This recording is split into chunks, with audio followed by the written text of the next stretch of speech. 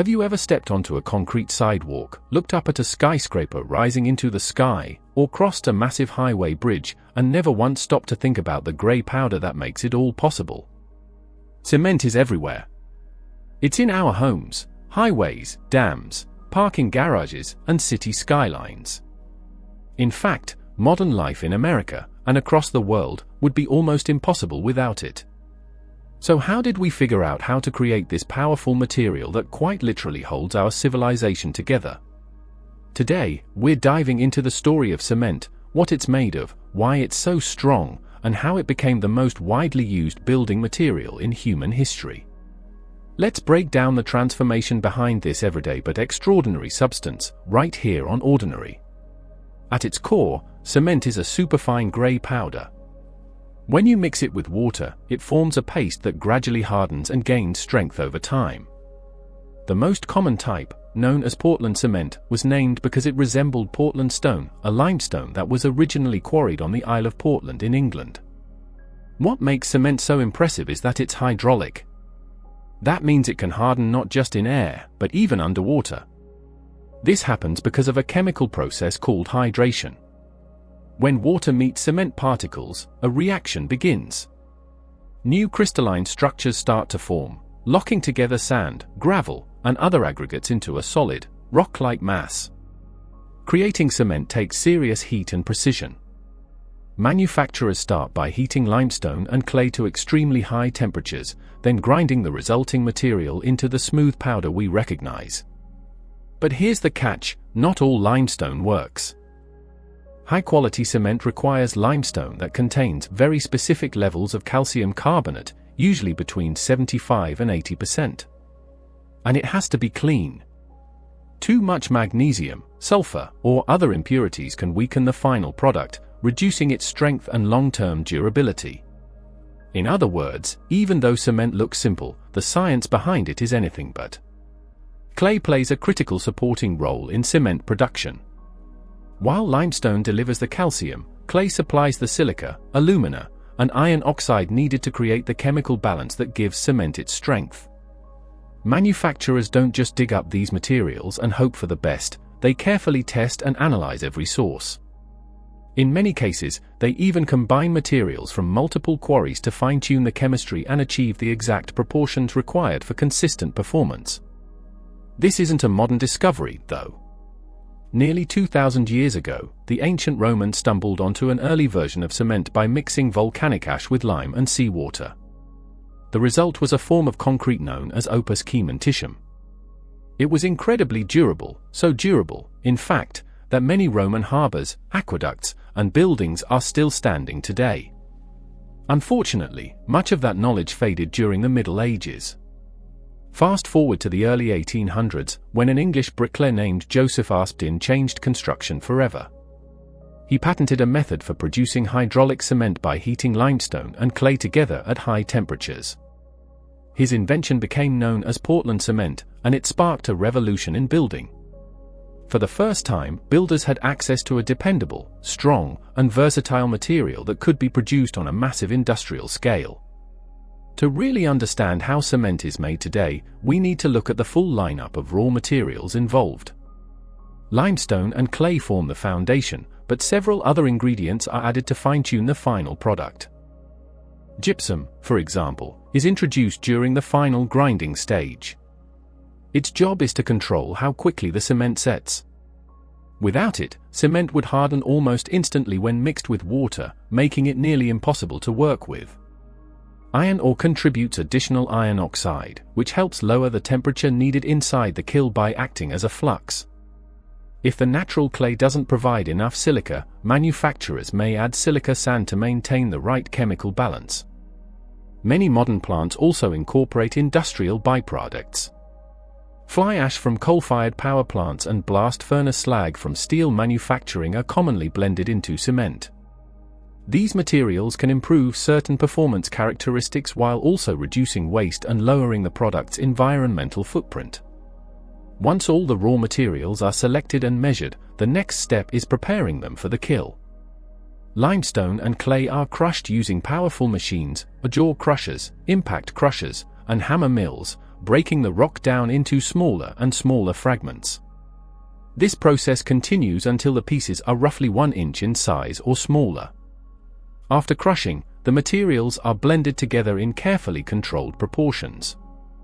A typical mix might contain around 80% limestone and 20% clay, though the exact ratio depends on the chemistry of the raw materials. The blended powder, known as raw meal, must be thoroughly homogenized to ensure the composition is uniform throughout. In modern American cement plants, advanced automated systems constantly monitor the chemical makeup of the raw meal in real time. If even a slight imbalance appears, adjustments are made immediately. This level of precision ensures that every batch of cement leaving the plant meets strict performance and quality standards. Preparing the raw meal can follow one of two paths: the dry process or the wet process. The method a plant uses depends on its design and how much natural moisture is in the raw materials. In the dry process, which is the standard in most modern American facilities, the limestone and clay are dried and ground into a fine powder before they ever enter the kiln. Because there's no extra water to evaporate, this approach saves a significant amount of energy. The wet process works differently. The raw materials are blended with water to create a thick slurry that can contain 30 to 40% moisture.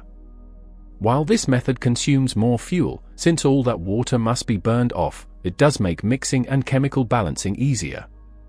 Even today, a few plants still rely on wet kilns, especially when working with materials that naturally contain high moisture levels. But overall, the dry process dominates because of its efficiency and lower energy costs. Now comes the heart of the entire operation, the kiln. The kiln is the most crucial, and most energy-hungry, stage of cement production. These enormous rotating steel cylinders can stretch more than 650 feet long and measure about 20 feet in diameter. Inside, temperatures climb to nearly 2,650 degrees Fahrenheit. As the powdered raw meal slowly moves through the rotating kiln, it undergoes a dramatic series of chemical reactions. First, any remaining moisture is driven off. Then, between roughly 1,100 and 1,650 degrees Fahrenheit, the clay minerals begin to break down.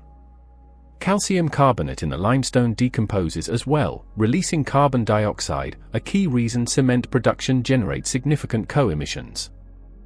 As temperatures rise above about 2,300 degrees Fahrenheit, the material begins to partially melt.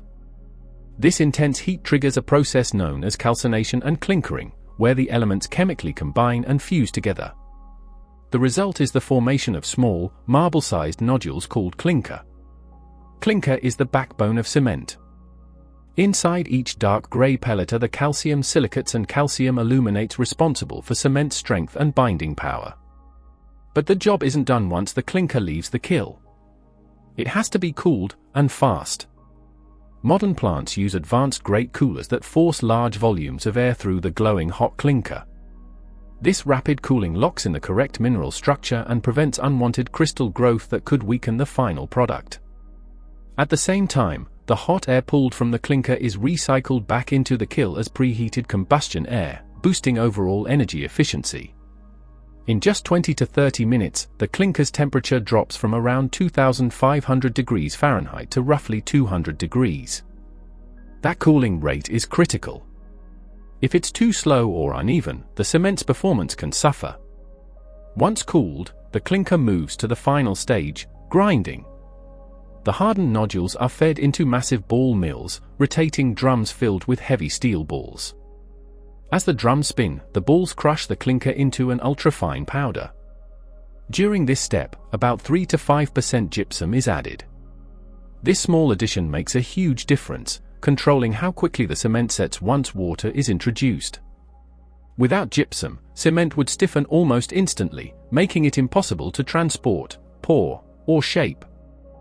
Grinding continues until the cement reaches a specific fineness, usually measured by its surface area. The finer the particles, the faster they react with water and gain strength. However, grinding too finely drives up energy costs without delivering enough additional benefit, so manufacturers aim for the perfect balance between performance and efficiency. Before cement ever leaves the plant, it has to prove itself.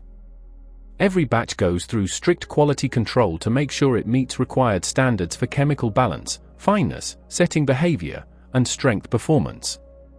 In the lab, technicians mix precise amounts of cement, sand, and water to create standardized mortar cubes. These samples are then cured and tested for compressive strength after specific time intervals, usually 3, 7, and 28 days. Those strength benchmarks are critical. They confirm that the cement will hold up in real-world construction, whether it's being used in a suburban driveway or a high-rise foundation. But strength isn't the only factor. Additional tests evaluate how quickly the cement sets, whether it expands or cracks over time, how stable its volume remains, and how much heat it generates during hydration. That heat measurement is especially important in large concrete pours, where excessive temperature buildup can lead to cracking. Only after passing this full series of evaluations is the cement cleared for packaging and shipment. At the same time, the cement industry has had to confront a serious challenge: environmental impact. Cement production is responsible for a significant share of global carbon dioxide emissions, roughly 8% worldwide. Those emissions come from two main sources. First, the massive amounts of fuel burned to heat the kilns. And second, the chemical reaction that occurs when limestone breaks down, which naturally releases CO as part of the process. Because of this, manufacturers have been working aggressively to shrink their carbon footprint. Many plants now replace traditional coal with alternative fuels, including waste-derived materials that would otherwise end up in landfills. Others reduce the amount of clinker in their final product by blending in supplementary cementitious materials like fly ash or slag. Since clinker production generates the most emissions, lowering its proportion can significantly cut overall CO output. Advancements in kiln design have also improved fuel efficiency, while researchers continue developing new low-carbon cement formulas that require lower firing temperatures or rely on alternative raw materials altogether. The goal is clear: meet America's growing infrastructure demands while dramatically reducing the environmental cost of building it. Once cement is produced and tested, protecting it becomes the next priority. Cement is extremely sensitive to moisture. Even humidity in the air can trigger early hydration, causing it to clump, partially harden, and lose its strength before it's ever mixed on a job site.